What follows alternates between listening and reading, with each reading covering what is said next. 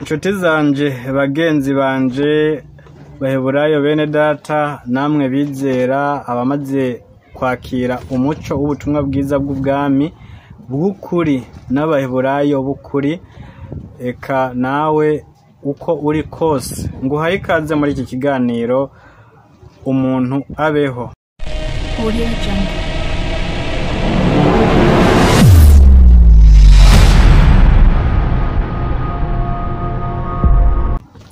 Umuntu abeho, turi hano ku Muntu TV, aho turi muri iki kiganiro. Imbere yacu murabona ko dufise umutumirwa, tumuhaye ikaze atubwire byinshi, ariko arabitubwira mu ncamake bitewe n'umwanya dufise aha.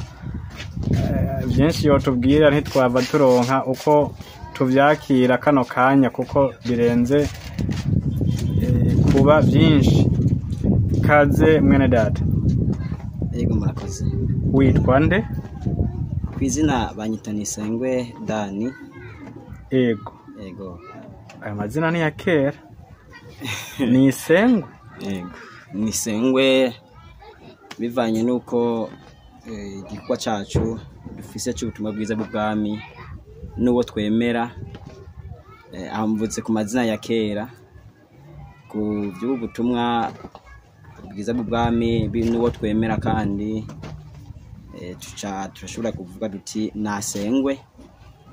Yego nuko. Urakoze. Sawa sawa. Nasengwe. Ndumva umaze gutahura byinshi cyane. Ibi bintu byakujemwe gute? Ni kuvuga ibintu ko byanjemwo by'ubutumwa bwiza bw'ubwami.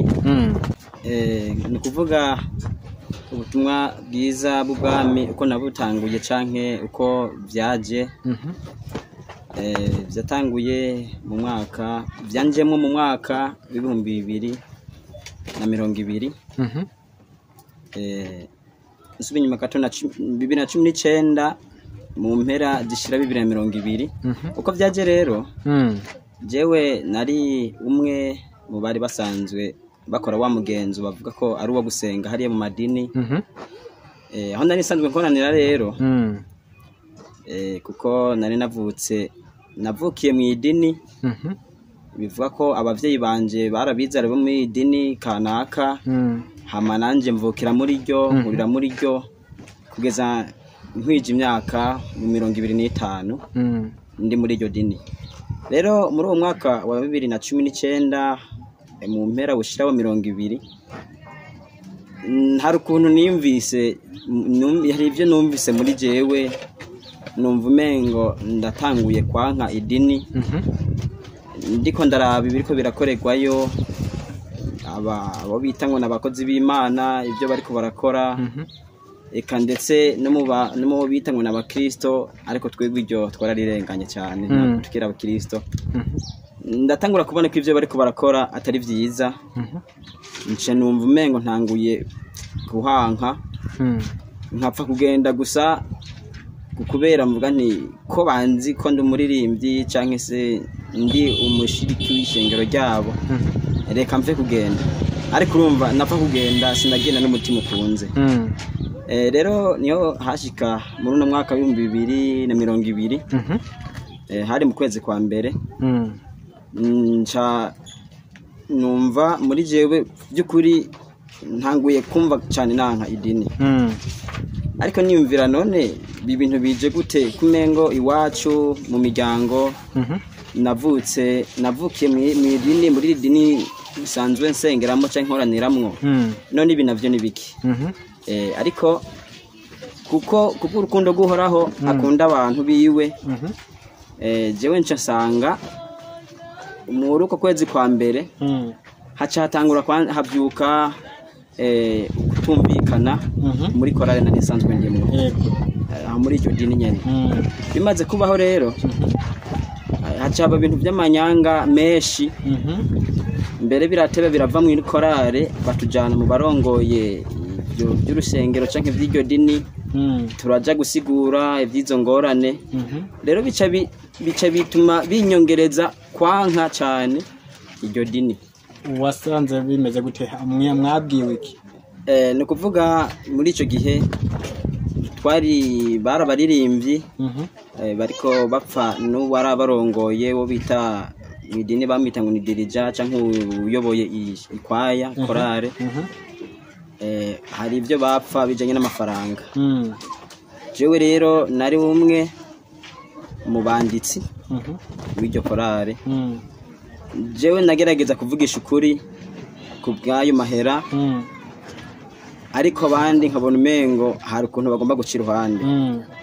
Tumaze gushika rero imbere y'abo bategetsi canke se abakuru b'ishengero, tugerageje gusigura, nkabona umengo nta kigongo bariko baragirira abo bita abakristo babo, aribo baririmbyi banje twavuga ko ari iwacu. Urumva nukuri nca ndumva by'ukuri ndase mu idini cyane.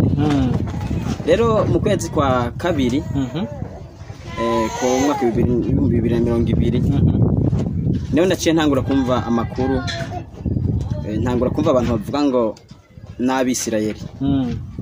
Abo Bisirayeli ntangura kubumva, mbere sino kubumva gusa, bamwe ndatangura kubabona. Iyo ntegeje aho bari ariko arayaga, nkumva umenga amajambo haya aravuga niyo y'ukuri nayiwanje. Yego. Rero muri ico gihe sinari bwahebe guja mu idini, nkayumva amajambo abantu bariko baravuga, mugabo nkagenda mu idini. Rero nshitseyo hageze ko bo basigura iby'ubutumwa bwabo bavuga, nkumva barasomye mugabo basiguye ibitari byo canke bitajanye.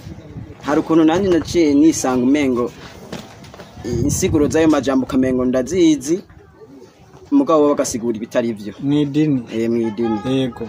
Rero tugeze mu mwaka mu kwezi kwa gatatu kuno mwaka wa 2022 niho jewe nava mu idini, kuko iyo ntoye kino gitabo gise Bibiliya naciye ntangura kuza ndagisoma, nkaraba nkabonamo amajambo menshi avuga ku Bisirayeli.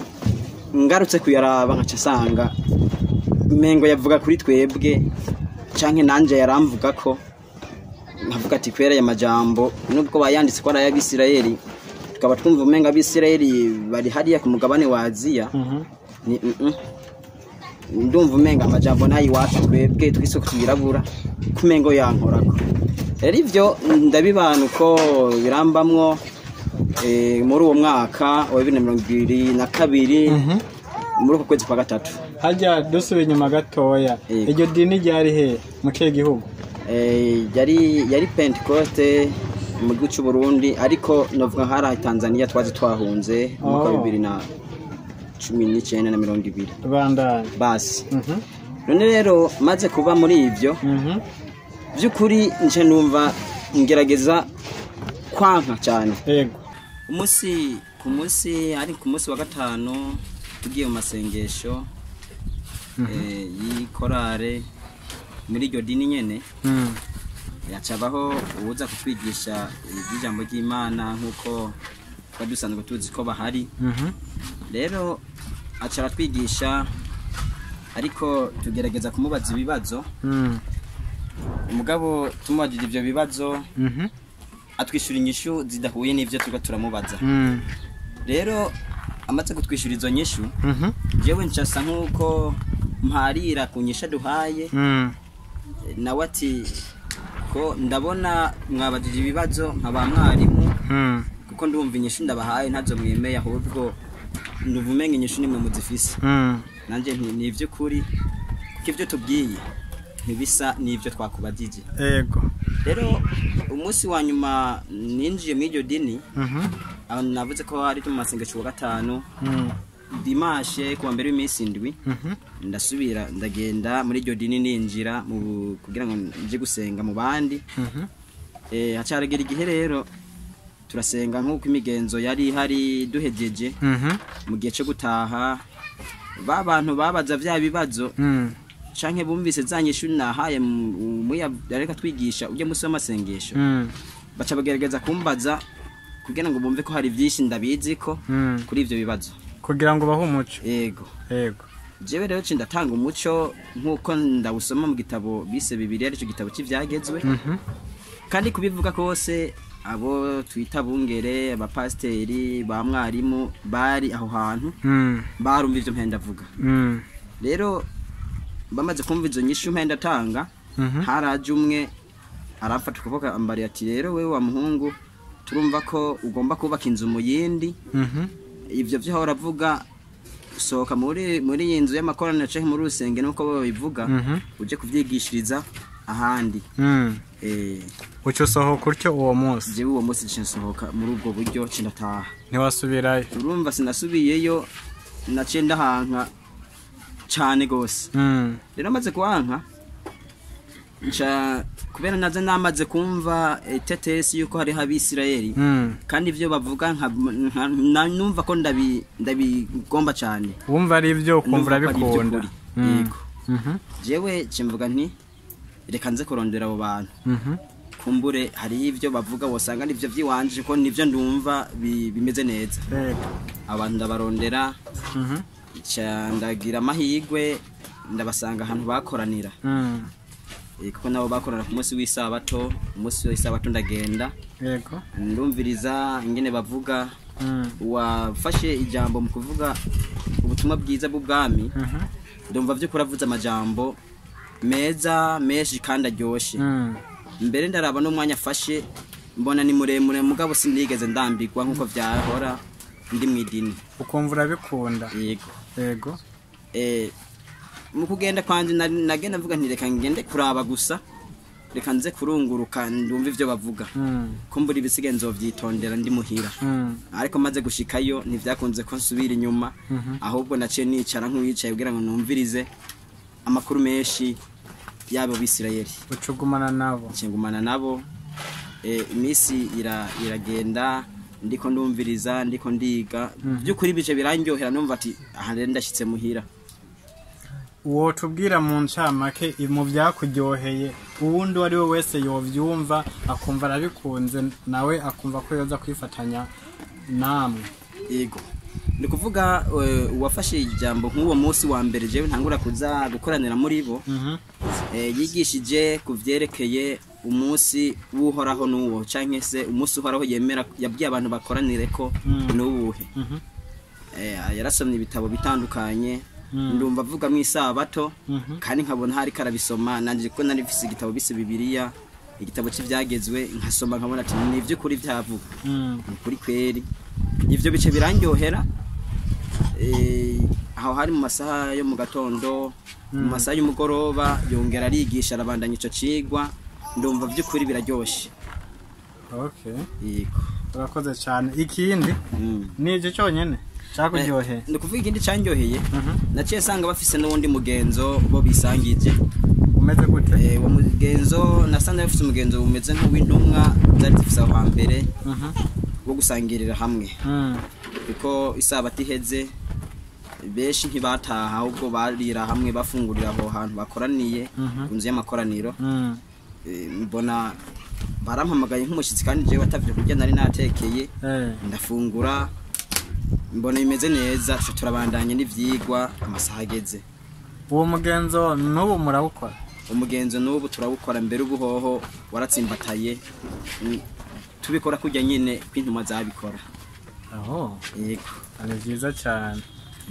yego hama rero mubona igikorwa muri iyi minsi kiriko kibandanya gute imbere mubona bimeze gute iyo mwerekera kuri ubu butumwa bwiza igikorwa muri iyi minsi by'ukuri uwakiduhaye ariwe uhoraho ariko aradufasha cyane bimeze neza na cyane cyane haba mu byo kuvuga ijambo bice mu gitabo cy'ibyagezwe wo yadusize imbere wo kuri tubwira no kuri uhora haramurongora akaritubwira neza eka noneho nabandi bavukanye iyo hageze ko baja ku rutonde kuri programme bavuge turumva ko bavuga ivyo kuri vyerekeye tuja eka noneho ncangira ko nubwo mutakimbajire ko mwihangane nta kibazo n'amakuru dushaka utubwire ivyiza byo kuba mu butumwa bwiza bw'ubwami yego tubwire byose bivanye nuko